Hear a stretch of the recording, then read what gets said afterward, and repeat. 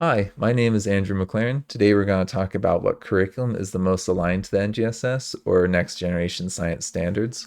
And we'll talk about kind of my journey over the last 7 years and how I know so much about these different curriculums, and also compare how they're evaluated and why they can't really be supplemented. Like, you really do need to build something from the very foundation for these standards. And you can't take old stuff and just kind of rearrange that.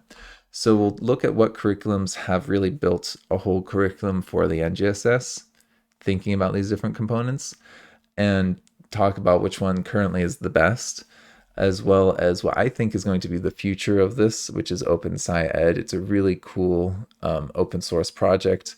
It currently is only for middle school, so I wouldn't really call it a full curriculum, but they are working on doing high school and elementary. And I do think that once that's fully developed, will be the most aligned.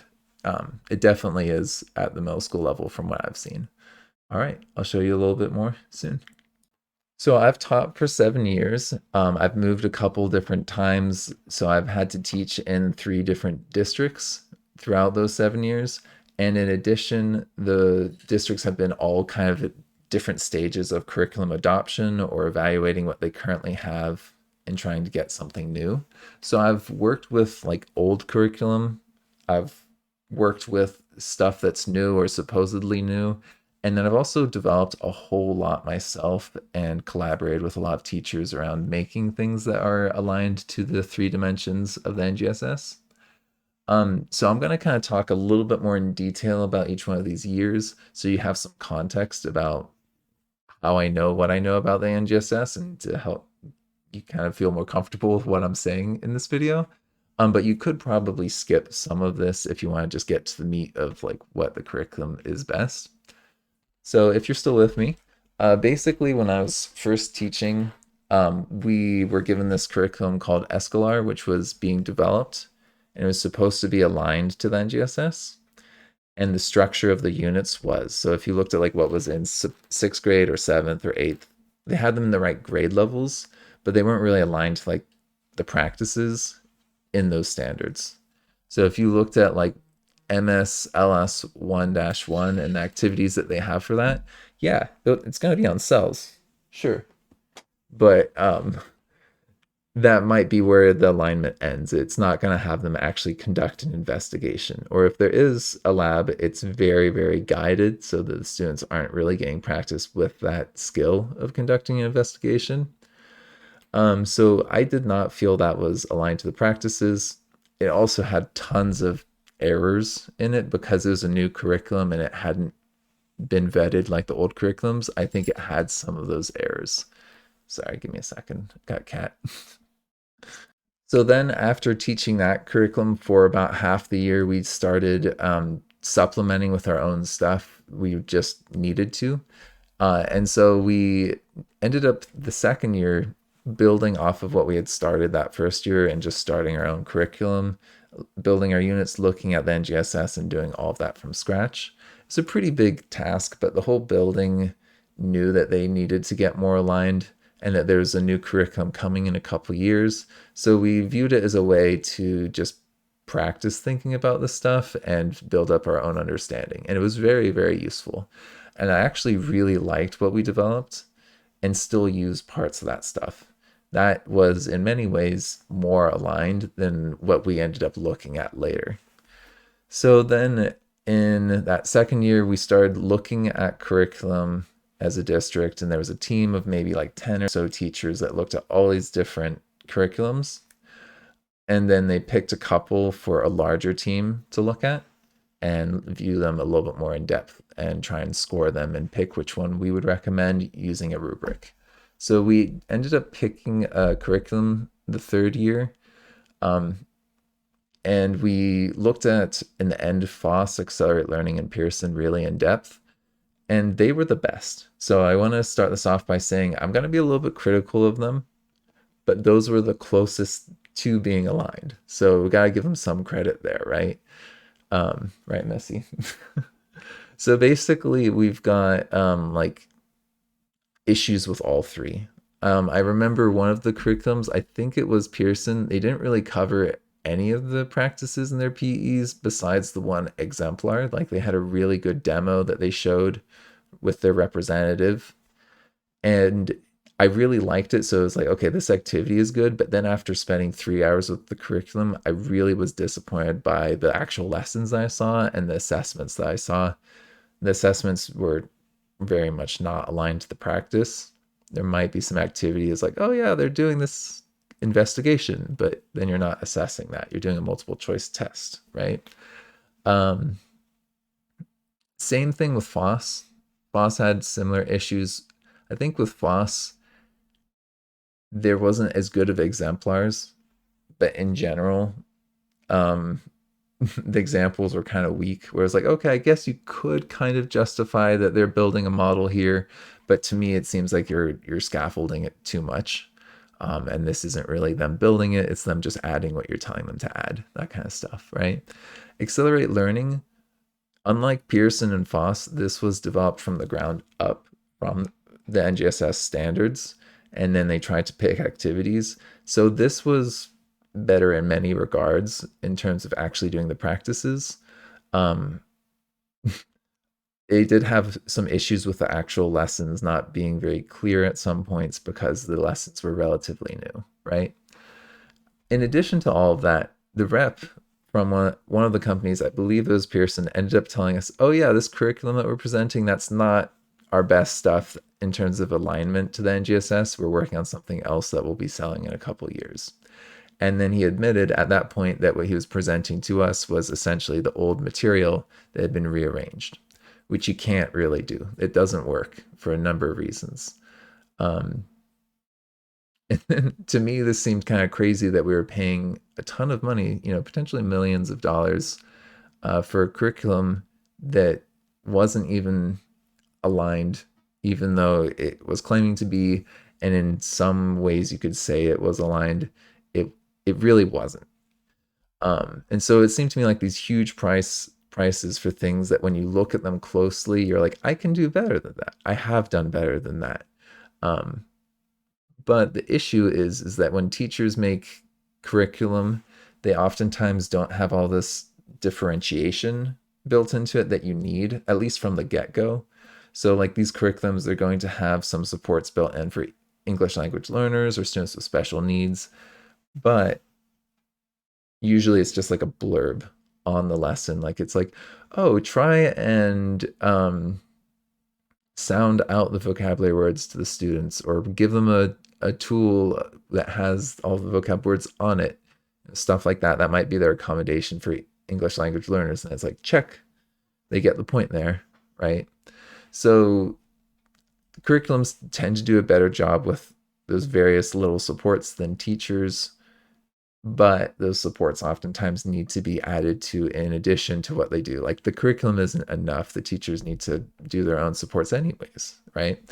So we were kind of getting frustrated with this whole process. The district ended up telling us, you have to pick one of these three. We're buying one of these three and you guys are using it.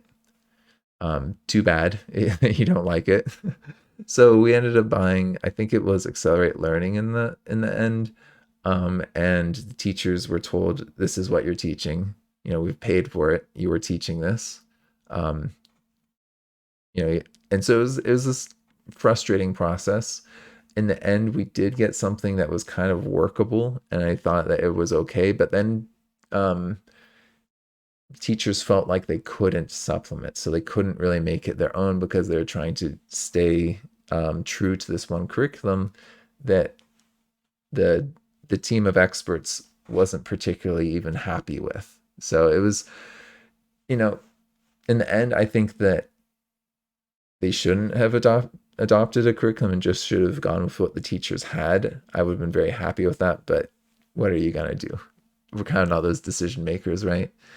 And then I ended up moving to a different district. I had to move for some family reasons. So we ended up moving to a different school district, and I was working in that new school district. And the curriculum was super, super old. So everyone was supplementing, designing their own stuff. And the district was actually designing its own assessments for the NGSS. So the district was making these new things in-house that were really, really good. And I was a huge fan of what the district was doing around that. Unfortunately, that was just stuff for in the district, so it wasn't being shared online, right? So it's kind of like, oh, there's this great stuff that's being made, but it's only for in-house for the people in this district.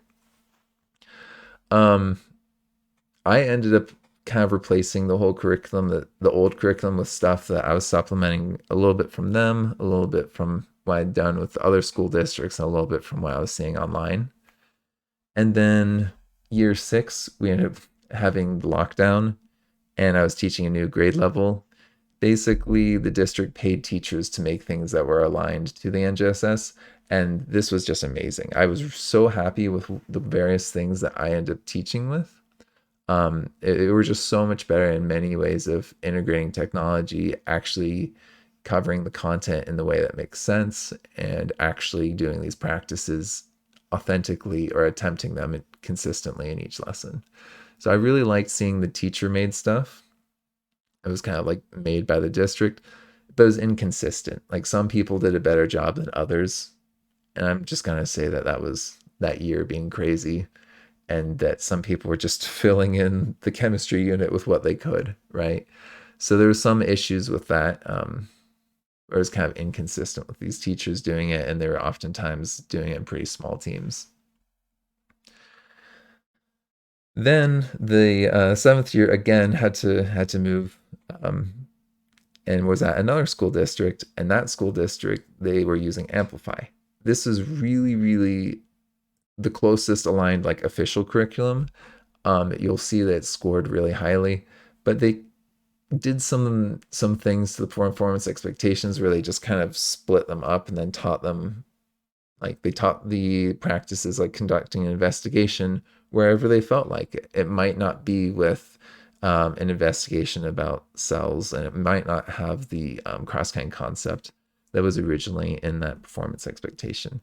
So they kind of still cover all those 3 components.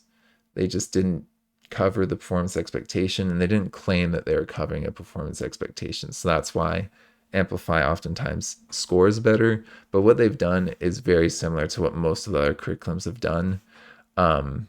They just did a much better job labeling things. But yeah, that's the whole journey. Still supplementing, always will be. So when we're trying to compare curriculums, it's very, very complicated. So there's a lot going on. And as such, teachers, we've made a rubric to help score things in different categories. And then you can compare those scores in the rubric for the different curriculums, right? So this is an example of one. This is called the Equip rubric. It's something that is associated with the NGSS. Basically, they look at design, instructional supports, and student progress. And you can see that they've got details for how you're going to go through this. And basically, what I remembered from this is that teachers broke out into teams where they looked at different parts a little bit more in depth and then reported out to each other. Be like, hey, I was able to find a good example of this. I was able to find an example of that, you know? And so we were looking for, yeah, like the practices, the DCIs, the cross-cutting concepts, and giving some feedback, scoring it, and then comparing our scores with other people as well. So it was a process heavily based on opinion, though. And so that's something to keep in mind, is these rubrics are based off of teams of teachers, and their scores, there are opinion, but then there is some metrics where you're able to look at the group of teacher and how they scored them. But you can see that some of these things would be like adequate or extensive or inadequate. Like I might think something's inadequate and someone else says it's adequate. So how do we get to that point where we're all agreeing on how it scores, right? um, so there's some issues with the metrics, in my opinion, on how we score these things. We should take them with a grain of salt, or not fully believe them, because these scores and how they're done is influenced by bias, right? But that being said, is that they are looking for specific pieces of evidence, looking at those components of the NGSS. And this is the basis on how people build things like ed reports. So ed reports, this is basically this collection of educators who reviews curriculum and then lets people see how they scored it. So you can look at like science, and because this is just kind of what I'm used to thinking about, we'll look at middle school, and then be like, okay, does this actually align, right? And you can see that almost all curriculums, they do not meet. Um, like for example, this is one of the ones that I looked at, um, and they're you can kind of see how they scored. They didn't score that great in the design for the NGSS, and then you can also see a little bit more details about why they were scored that way. So there's like good explanations on why they're scored this way, and you can read them in depth. Like they're pulling out specific examples of these things from the curriculum, so they are citing evidence. So it's pretty valid in many ways, right? And then you can kind of see like if we want to look at what actually is meeting the NGSS, this report, the only thing that actually meets it is Amplify. But this is debatable because I do agree that they covered all the practices pretty well, but they don't keep them paired up in the performance expectation, and that's kind of hard to show in how this is scored, right? So it's like, yes, this is pretty good, and also this scores very highly on usability. um, I've heard from some people it's almost too much like it's spoon feeding the kids a little bit. So there's, although this scores very highly right here, like Amplify Science, there's plenty of teachers that I've found that are very unhappy with this curriculum and don't feel it's very aligned as well to the different parts of the NGSS. Um, so you do have to kind of keep that in mind. And after teaching Amplify, I actually prefer some curriculums for different parts over Amplify. So yeah, it may score very well, but there's and like they actually do a really good job with like CER, but there's some things that I saw better with like research projects with other curriculum. So you might want to just keep that in mind. A lot of teachers want to align their old curriculum that they have or stuff that they've maybe made themselves. But the problem is that if you take an old curriculum and you try and add NGSS to it, that does not work. You can't take a lesson and change the questions on the worksheet and make it NGSS aligned. You're going to have to change the entire lesson and the focus on what the students are doing with their time to actually align it. So for example, if students are needing to draw a model throughout the week, you're going to give them chances to practice that, to have chances to draw the model with feedback that's aligned to your expectation on the assessment. So you're working on that skill consistently throughout that week, um, having things like, okay, maybe I'm working on the scale part here today, or maybe we're working on labeling this component today, or we're labeling this type of interaction today. So you can focus on different parts of the modeling as you go through that series of lessons. And yeah, you might do an investigation, but then the students, what they're using that information for is to work on their models. So they may have done like a little activity in class, but they're not worried about like identifying variables or like experimental design, trying to write the procedure, uh, all that kind of stuff. That's not going to be things that you're spending time on for this performance expectation. So it drastically changes the activity and what the students are doing as practice as well as that assessment. And because of that, that fundamental shift means that you got to have a whole new series of lessons and honestly a whole new unit and way of thinking about this. Um, One example of this is that we need to stop doing periodic tables in middle school. And there's absolutely no reason for us to be using dangerous chemicals either. And it kind of comes down to how the standards have been written and the focus. And so we got to cut out a lot of stuff that we had done previously to leave room for the modeling and the research and all that. So when we talk about the best curriculum, if you look online, Ed Reports, as well as many others, will say that Amplify is the most aligned. I've already explained in the previous part of why I disagree, but basically, Amplify covers what they want when they want, and most of the curriculums try to keep the PEs together, and like the practice, the core idea, and the cross-cutting concept. Those all were kind of bundled together, and I do think that that should be done that way. So I don't think that that's the most aligned, in my opinion, for the performance expectations. It is kind of justifiable that it's aligned in the different three dimensions, just not kind of paired up all together. So if you really want to see what's aligned, teachers have made the best things. Everything that I've found has been from other teachers, but sometimes it's hard to tell if it really is aligned because people will put things on like Teachers Pay Teachers and say that it's aligned, but it's not, right? And so that can be a little bit confusing, especially if you don't know the standards very well. So there's a good list of vetted resources that other teachers have looked at, and they've given feedback on why they think it's aligned to the NGSS.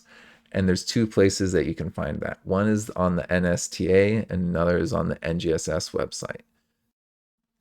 They did just change this like from a couple months ago on the NGSS website, so it might be a little bit different when you're viewing this. But the NGSS, if you go to their website, they have this quick search tool. You can search any word. Maybe you're trying to do something about cells and you don't know the performance expectation. So here we have our performance expectation that you might be trying to teach. And they had previously put things that were like high quality examples right down here on the right side. Unfortunately, that does not appear to be the case anymore on the NGSS website. I did see that they have high quality units, so it seems that they've maybe cleaned up some of the stuff that they used to say that was vetted that they no longer think is vetted. So you can see some high quality examples of units that that use this. But I believe that this is going to be one of the things that you're going to need to actually purchase. They do have some stuff for free as well. They do say for this one that if you're looking for rubrics, answer keys for this unit, just to contact them. And there is a download, a zip file, as well as a PDF showing how it was reviewed. So you can get the various things that you would need for that there. So that's one option, right? So that's the NGSS, high quality units. Seems that they've kind of changed that recently. And then there's also the NSTA, the National Science Teachers Association. If you just go to their homepage, they have some stuff about the NGSS. But what I think is the easiest way to do this is if you look at the standards, you can see that they've got them organized into the different domains as well as grades. And then you can look at them within that. So you could be like, okay, Earth and Space Science Middle School. I think this is kind of what we want to click on. So they'll tell you a little bit about what the standards are, the performance expectations that are relevant.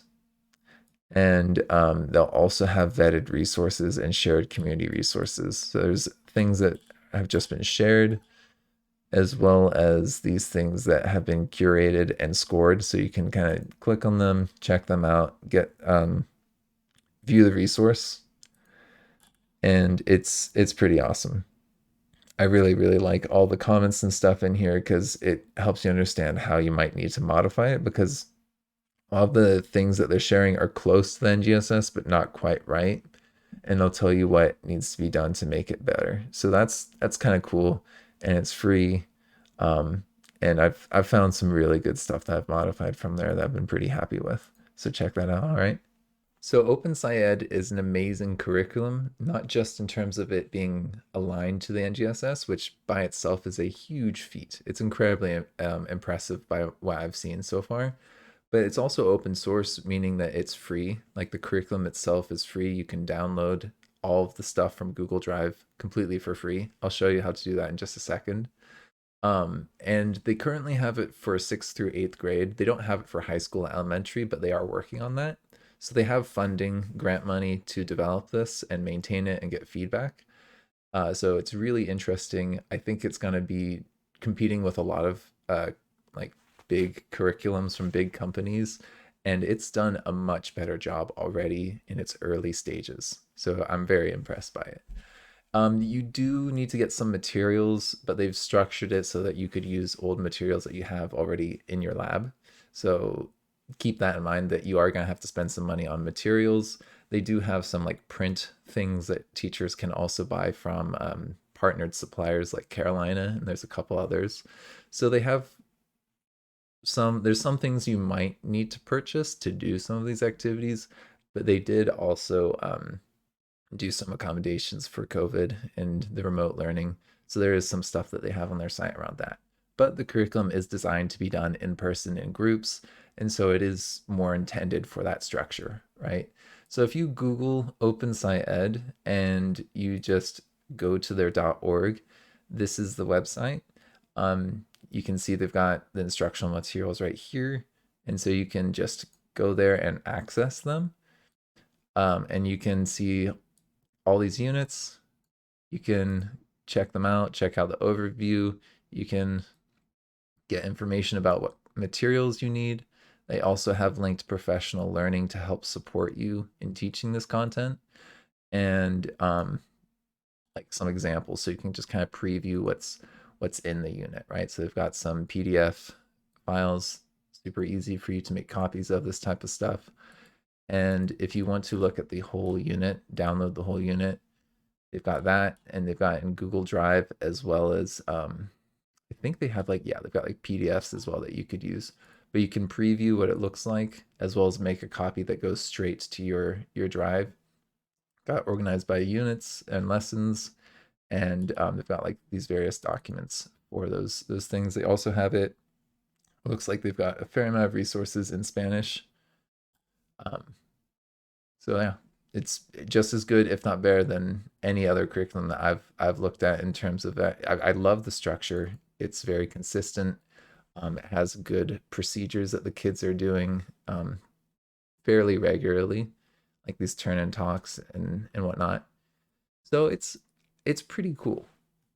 But in addition to it just being well designed, its assessments actually are aligned.